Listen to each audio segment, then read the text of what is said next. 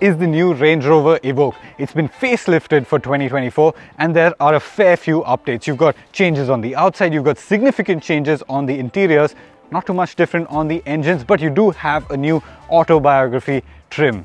Let's get stuck into this review and see what it's all about. But before we do that, make sure you like this video, subscribe to the Evo India channel and leave a comment down below. Let me know, what do you think of the new Range Rover Evoque?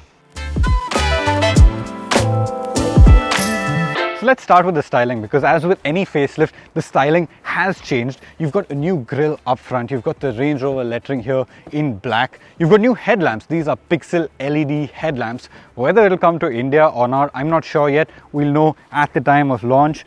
Under that, you've got this redesigned bumper area, which looks really neat, really aggressive, and the face actually looks more in line with the rest of the Range Rover range. Well, down here, you've got 20-inch wheels. These are all black, but you also get an autobiography trim, which gets diamond cut wheels over here. This is the dynamic SE trim, not the autobiography. There are small differences, stuff like the wheels and small trims on the interior.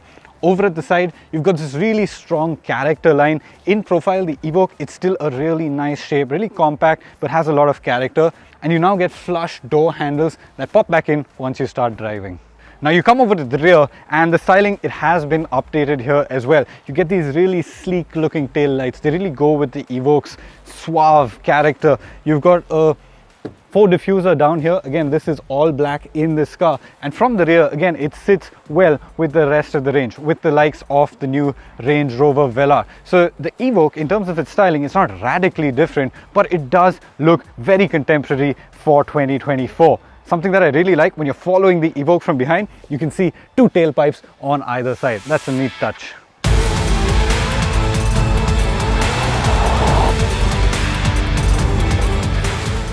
On the inside, that's where the big changes are. So this screen, this is the new Pivi Pro screen, and that's completely new. It's an 11.3-inch touchscreen, and essentially all of the controls on the dash. So you had buttons for your AC controls, your drive modes, all of that's gone. It's all now in the touchscreen. So this one screen pretty much controls everything. The only control you have here is your gear selector. Obviously, you've got your controls on the steering wheel for your volume control, your ADAS, all of that. But like I said, big update is Pivi Pro. What do I think of Pivi Pro? Well, it really looks nice, I have to say that, because it's minimal.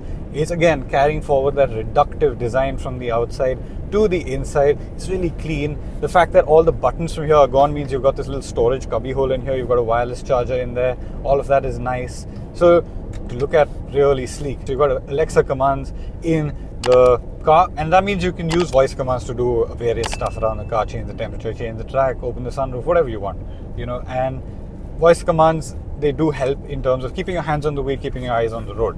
Now let's talk about the drivetrain. Not too much has changed on that front. You've got a 2-liter petrol Ingenium engine. India very unlikely is going to get the FEV, which is where a lot of changes have happened. The FEV has got, you know, better efficiency, better BMS, so electric range is much improved and stuff like that. But on the mild hybrids, not too much has changed.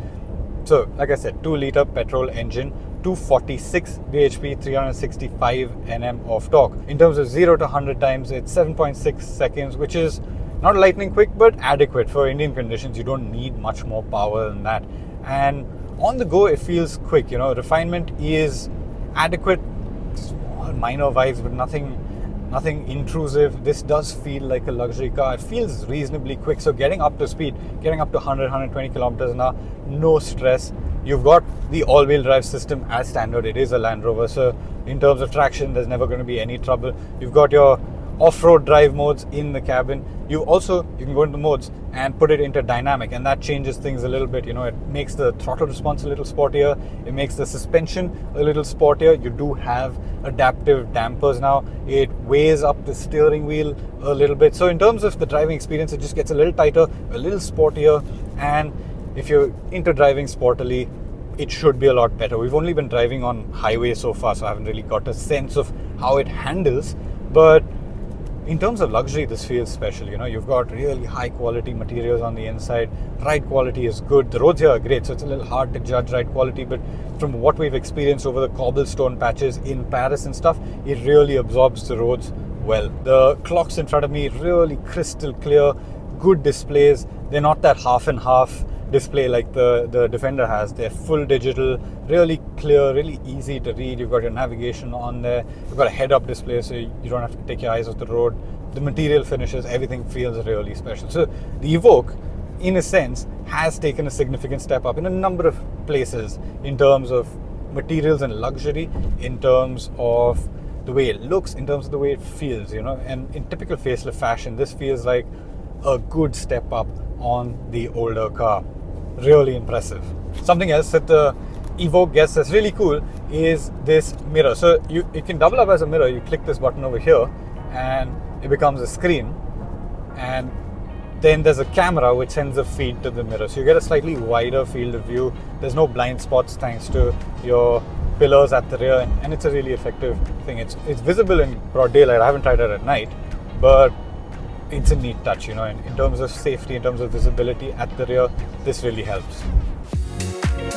In terms of handling, the Evoque is actually quite nice. You've got a short wheelbase, you've got large wheels, big contact patch, so it handles really well. You put it into dynamic mode, you've got to go into your touchscreen menu, put it in dynamic mode, and you can actually feel it's a really darty thing. You've got a sharp front end, you've got a rear end that likes to follow it. It corners relatively flat, and by SUV standards, this is pretty good. SUVs are tall and heavy, and they're generally not the best handlers, but the Evoque does a reasonably good job of handling well. This car's spec'd with 20-inch wheels. You can go all the way up to 21, so you can get really large wheels on the Evoque, and that should really do well for its handling. Then obviously that will come at the expense of ride quality. In this spec, it feels really nice. When we were getting off the highway on one of the exits, it was a really nice long curve. Managed to way up the left hand side a little bit, and it felt really natural. It felt like a stable, solid handler. So what do I think of the Range Rover Evoque? I think it's a much improved car from the older one. It gets improvements in the right places. It looks fresh for 2023. The interiors, well, it really looks nice and it really drives well. You've got nice engines, you've got good ride and handling. It feels like a sorted car to drive. As for the prices, the Evoque has just been launched in India at rupees 67.9 lakhs ex-showroom. And at that price, it really is a great entry into the Range Rover family, giving you a compact SUV that is really easy to drive around town without compromising on luxury and quality as you would expect of the brand.